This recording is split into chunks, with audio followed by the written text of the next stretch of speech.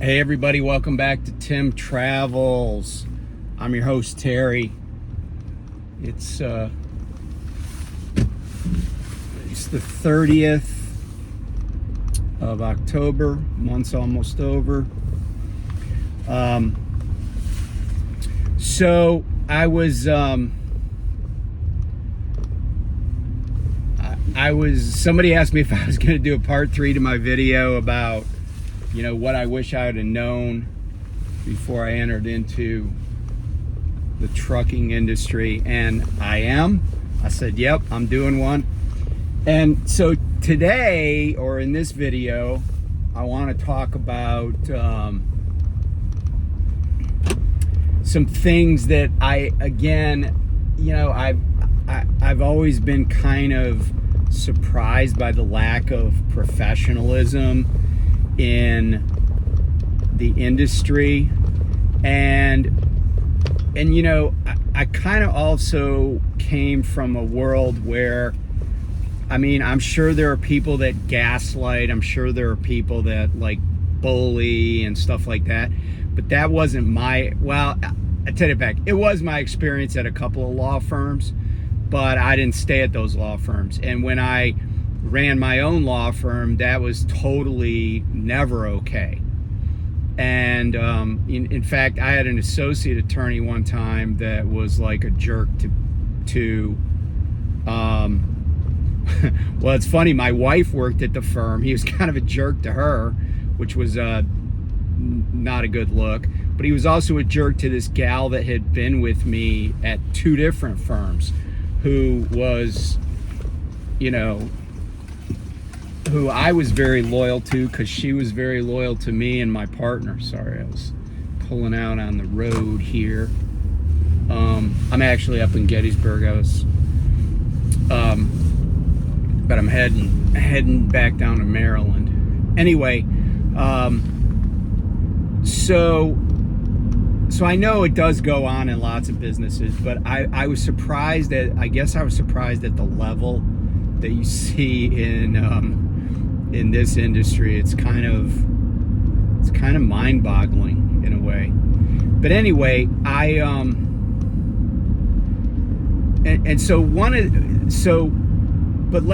want to talk about recruiting for a second, because I had an experience just today where I declined an offer from a trucking company, and they sent me an offer letter, and they said, oh, well, it's going to be, we pay 55 cents a mile, and then it gave all these bonuses. Well, I looked at it, and first of all, I think 55 cents a mile for an experienced driver is kind of below market, but there are always trade-offs. One of the things that I thought was a good trade-off when I was at Knight Transportation is Knight has terminals all over the country, and so you could always do your laundry for free. You could always get ice. There was oftentimes people would be having cookouts, and you always got treated pretty well. And the thing is, you could be running coast to coast, but just kind of go terminal to terminal.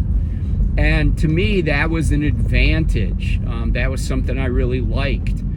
But this company that made me the 55 cent offer, they have one terminal, and it's not even really they run reefer, but I was willing to go, I'm willing to do different things, but what was interesting is that they run reefer, but they're not really even in an area that I would think would be, a lot of times companies are in places where they started and where there's business. When I was at Schugel, even though I didn't care for that company, where their headquarters was in New Ulm, Minnesota, kind of made sense, because there was a big craft facility right in their town. But this company, I've been to this state before, I've been to this area before, but there's, it was usually just delivering and leaving. So anyway, they have no drop yards anywhere. They have no infrastructure anywhere. I don't know what they're spending their money on, but it's not on their drivers. And, I'm kind of at the point where I don't want to work for somebody that doesn't want to share a little bit. And so they offered me 55 cents and they had these bonuses. But the bonuses, and this is important to understand if you're just coming into this industry, because it happened to me early on in my career. When bonuses are offered, but you don't have control over the circumstances or the vehicle, for lack of a better term, the vehicle for getting the bonus, then you should just plan on never getting that bonus. You should just be like, nope, that's never going to happen. And I'll explain why with this company. So that they gave, so they paid 55 cents a mile, but then they said, but you could earn up to 59 cents a mile.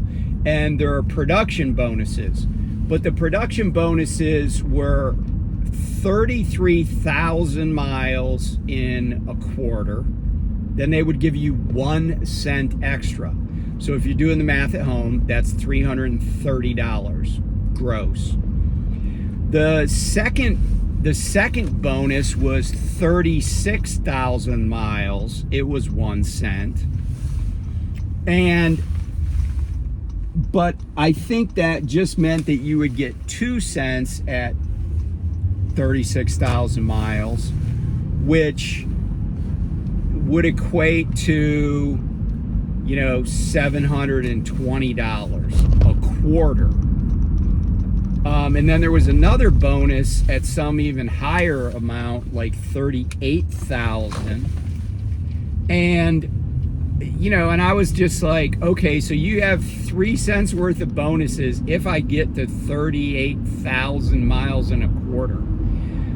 And if you've never driven a truck over the road, I can tell you that getting to 38,000 miles in a quarter is going to be a little bit of a heavy lift.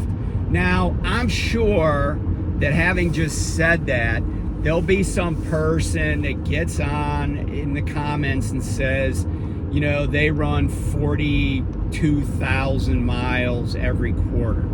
And what I have to say about that is, first of all, you're probably lying. Second of all, if you are doing that, you're driving like a bat out of hell, and you're driving basically every day in that quarter. Because if you think about how numbers work, and I used to run, there were times when I would run between 11,500 miles and 12,000 miles in a month at night. But if you take 1 day off, you are not going to get there. If you have, and especially in reefer, where you sit a lot more than you do in dry van.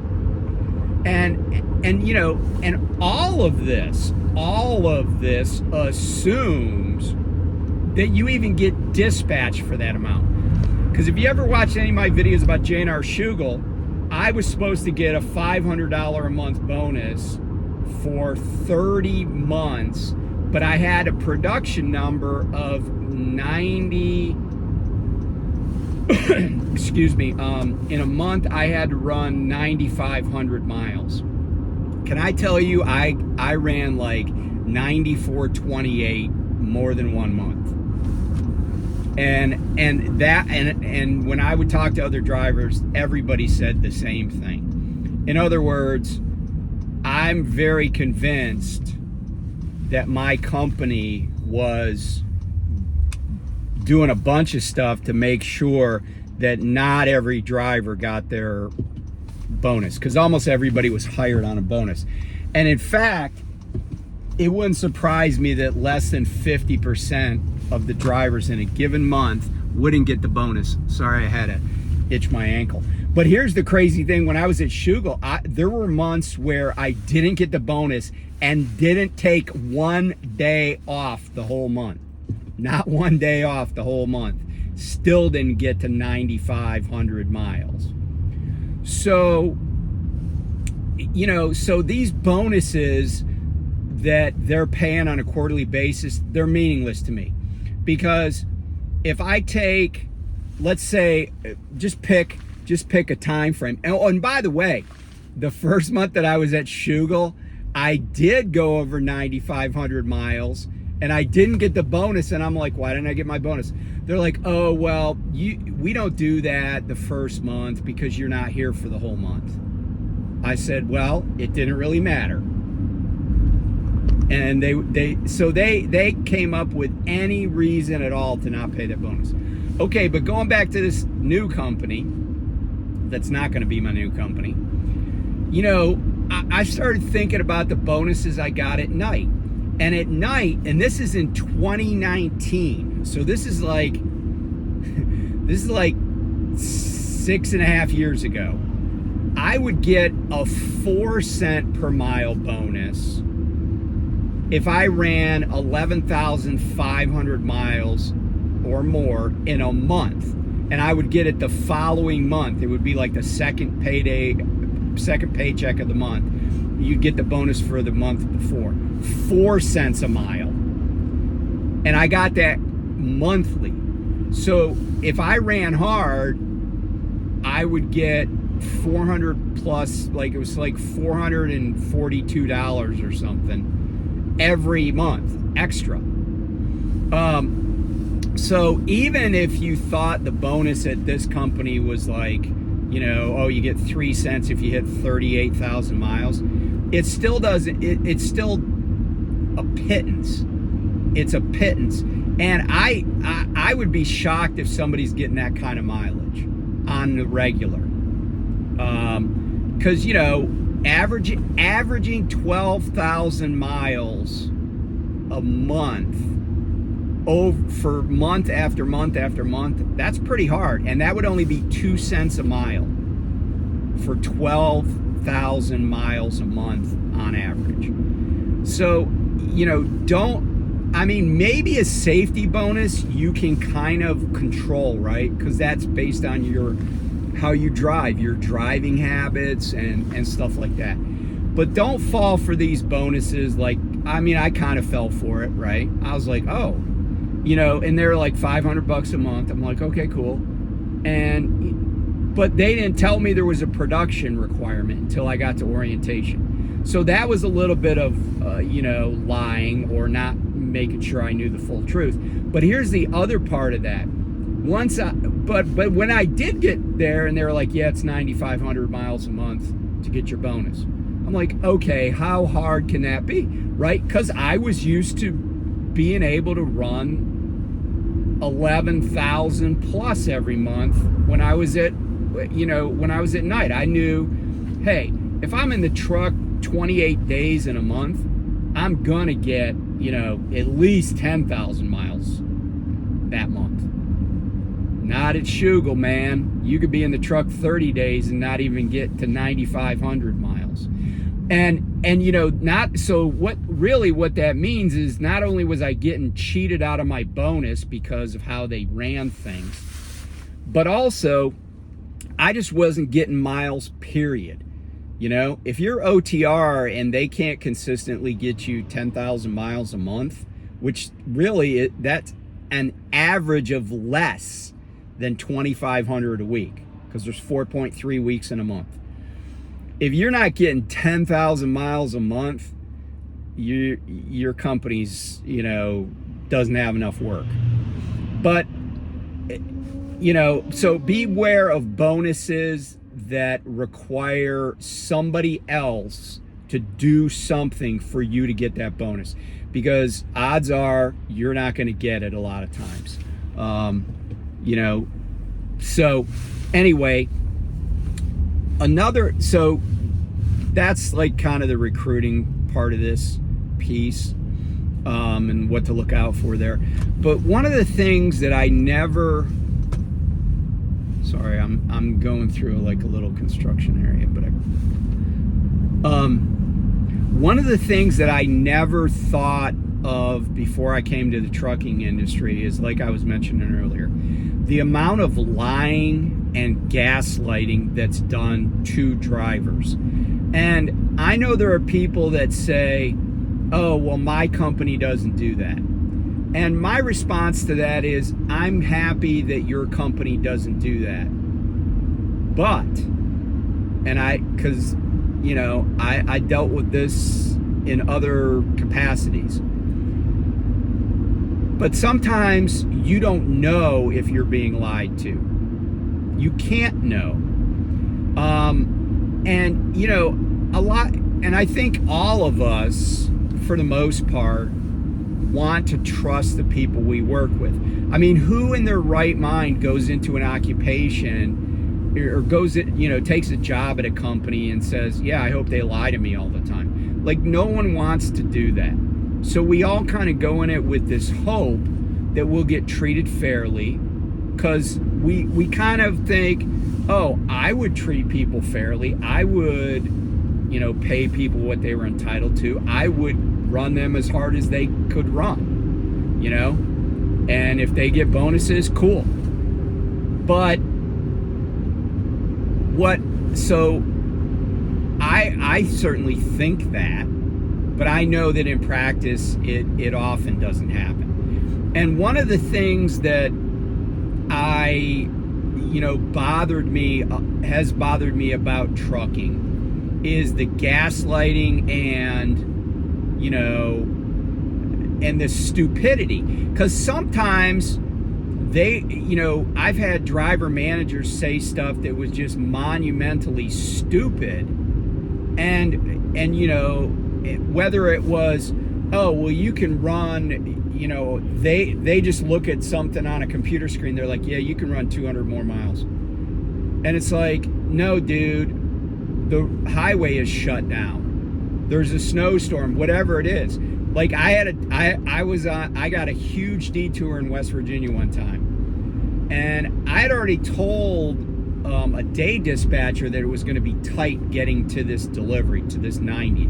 This is when I was contracting with Prime. And so then I get into West Virginia on the West Virginia Turnpike, and there's this enormous, like, they got the road shut down, and there's this enormous detour. And when I say enormous, it was like 128 miles. So I'm like, I had to stop for my 30-minute break. And so I'm like, all right, I'll call night dispatch when I stop. So I stop and I pull over. I'm just on an off ramp, that I was able to find. I call in, I'm like, hey, and I didn't call in not knowing all the facts, right? Because when I call, I want to be able to tell them everything I know, all of the variables, right? Distance, time, weather, terrain, all of that. Because it all factors in when you're driving a truck. So I pulled up on Google Maps where I had to get to. It was the exact same number of minutes that I had left on my drive clock. Exact, to the minute. So obviously, if it's on Google Maps, it does not account for construction. It does not account for the fact that you're driving a semi up through the mountains. It accounts for nothing. It's just like, what's the posted speed? Add all that up with the mileage. This is how many minutes it'll take. Okay? So no one that's a truck driver goes, yeah, I think Google is going to give me a really accurate, view of what's going to happen. So I call him and I'm like, look, I'm not going to make it to this 90 on time. And he's like, what are you talking about? You have like 5 hours and 30 minutes left on your 14-hour clock. I was like, okay, so first of all, if I say I'm not going to make it, because I'm not a guy that service fails. If I say I'm not going to make it, then I'm not going to make it, right? And conversely, I remember my fleet manager called me one time, and he called me, which was kind of unusual. He calls me, he's like, hey, you have a long way to go and a short time to get there. Like Jerry Reed was on the phone. And I was like, he goes, are you going to make it? I said, yep, I will make it. He's like, okay. And I did. I got there with like 40 minutes to spare. So I know what it takes to get a load from A to B.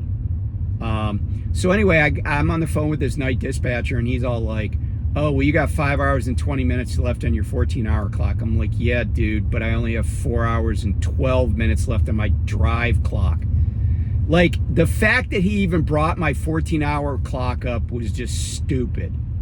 Just stupid. It was gaslighting. It was just bullshit, right? And I said, and oh, by the way, Google Maps says it will take me 4 hours and 12 minutes to get to this destination. In other words, I am not getting there in 4 hours and 12 minutes in a semi. Just not happening. I said, so I'm going to have to take a 10 before I get there. So you might want to tell somebody to like redo this appointment. And then he sent me a message saying, I think you could still get there. And then in fact, I think I still have it saved. And by the way, this guy got fired from Prime after I left. But I was just like, when he messaged me, the first thing out of my mouth was, are you stupid? Because when a driver says they can't do something, my experience is the vast majority of drivers are not going to say they can't do something if they can't. They're just going to get the job done, right? That's what most of us do. We get the job done. But the other thing that bothered me is like people that are at trucking companies, these companies want to like level the playing field. In other words, their revenue, dispersing revenue or miles or whatever. And that's something that you don't necessarily see in other companies, in other contexts, right? Like I was at companies where they're like, hey, the harder you work, the more you make. Work as hard as you can. And that was true. But in trucking, you could be the hardest worker and still not get any reward because they won't even give you work. And that's the other thing that's kind of mystifying about trucking to a lot of drivers is that you're going to go to work in an industry where, unlike any other job you've had probably, you're not just going to show up and start turning and burning, and being a go-getter, being a self-starter, being a guy that just gets stuff done, or a gal that just gets stuff done. Trucking in many ways is the antithesis of a place that anybody that's a self-starter should go. I mean, and that's the funny thing about trucking is that these dispatchers and company operations people, they'll complain when a driver doesn't want to like figure something out, when a driver doesn't want to take initiative. But at the same time, they have a system that's designed to be essentially harmful to people that are go-getters, that do want to take initiative. And so that's something that I wish I would have known. Because I thought, man, I'm a hard worker. I know how to do things, and I get stuff done. I was in the military. I'm just used to getting the job done. No, that's not what they want. And even people that are smarter than the average bear, those people sometimes have trouble in trucking. I know I have, because I've been willing to question things that are stupid or wrong or lies or gaslighting. I've been willing to say that's a dumb idea. And I'll give you a perfect example of that from my time at Well. So Well put out a message and they said, hey, everybody needs to get to a terminal so they can pick up their registration. I was like, okay, because we had to have a little sticker on our truck. And I can't remember what month it was. Maybe it was like by the end of February or something. So anyway, I say to my driver manager, hey, you know, I need to get the sticker. You should route me through a terminal. Does she do that? No. So then she goes like on vacation, and the deadline's approaching, and I'm getting messages from like somebody. Oh, you didn't get your sticker on this truck yet. Okay, I know that, but what do you want me to do? I haven't been by a terminal. It's not like it's not like you guys got terminals in every state. So I call up and I talk to somebody and I said, hey, now here's where I get in trouble for like taking initiative and trying to think through things. I said, hey, I know for a fact that I'm going to be at this truck stop, this Love's. Here's the physical address of it. If you guys put the sticker and the registration paper, cab card, in a FedEx envelope and FedEx it to that truck stop, I'll be able to pick it up tomorrow. They're like, oh, we would never FedEx a sticker like that. But we will email you so you can get it printed at your own cost, the cab card. I'm like, okay. So I get the stupid cab card, I get it printed. So then I end up in Wisconsin. But I have a load to go pick up and a trailer that needs to be repaired. So now mind you, my company's headquarters is in Wisconsin. And I say to my driver manager, hey, I said, this trailer is going to have to be fixed.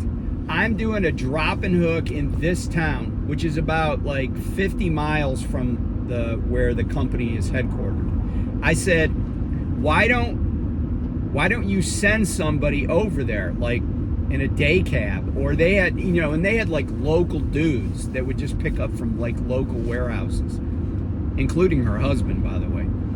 I said, why don't you just send somebody over here and I think it was Abbey Land that I was picking up and doing the drop and hook at Abbey Land.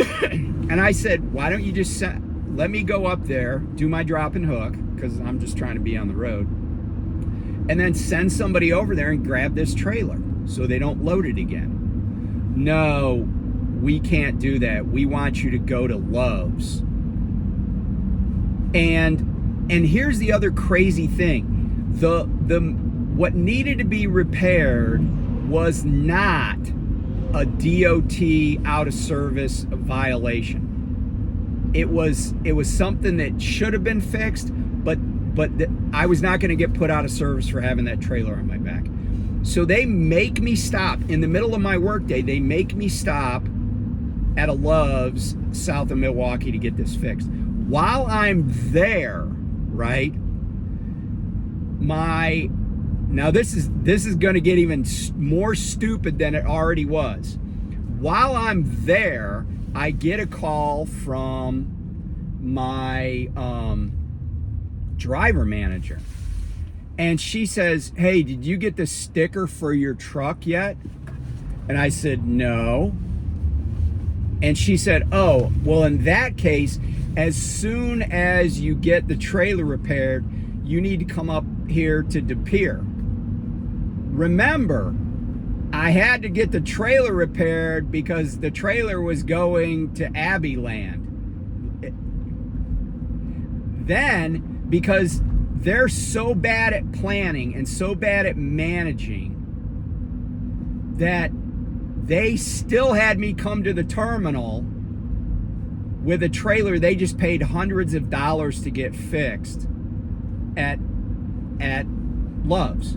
And all of this was known before she told me to come up there to get my sticker. Now, here's the other thing. I had specifically gone to the terminal in Joliet to get the sticker because a guy said there were stickers there. And I got off the road. I didn't need to go to that terminal. I get off the highway, go to this terminal, I pull in, he says the gate guard will have it. I go there, there's just some old dude working there, you know.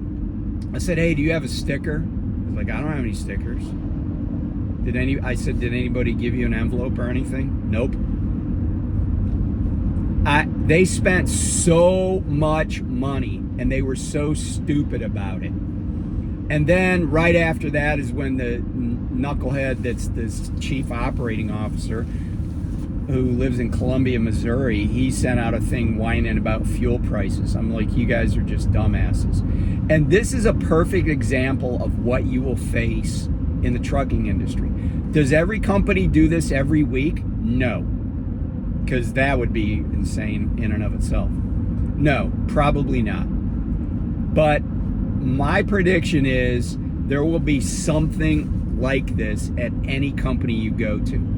So if you're a person who's leaving one industry or one high functioning organization and you're going into trucking, just know that there's going to be some serious stupid that you're going to be involved in, whether you like it or not. You know, and honestly, so many times there have been conundrums, problems that I could have easily figured out the most efficient solution for, saved my company. Like in all this instance with Well, I could have saved them so much money, but they were just so stupid. Like they couldn't, like my driver manager couldn't even connect the dots. You know, it was like lurching from one crisis to another. It would have been, I mean, I don't know how she is at home. I never went to her house, but based on what I would see, I was like, you know, she must, you know, when she's making dinner, she must cook like broccoli and then put it on the table. And then when everybody sits down, she's like, yeah, we're having broccoli and mashed potatoes and roast beef. And then they're like, well, what about the mashed potatoes and roast beef? She's like, oh, now that the broccoli's here, I'm going to start on the potatoes. And then after I get all the mashed potatoes ready and on the table and cooling off, then I'll start roasting a piece of meat. I mean, that was the mindset. That was the mindset. Like, I mean, she knew when she needed a smoke break, that's for sure. But yeah, it was, and I'm not picking on Well, and people at Well were nice to me, but you know, you wonder how some of these organizations, I think it's just inertia. You know, I think it's just, you know, inertia that keeps some of these companies going. Like they're going in spite of themselves, not because of themselves. So anyway, if that's going to bug you, do not come into this industry. Do not come into trucking, because, and I know it's endemic in a lot of places. There's a lot of bad management. There's a lot of really poorly run companies that just seem to be able to exist. But anyway, I feel like there's going to be a part 4 to this. But anyway, thanks for watching, and I'll talk to you soon. Bye.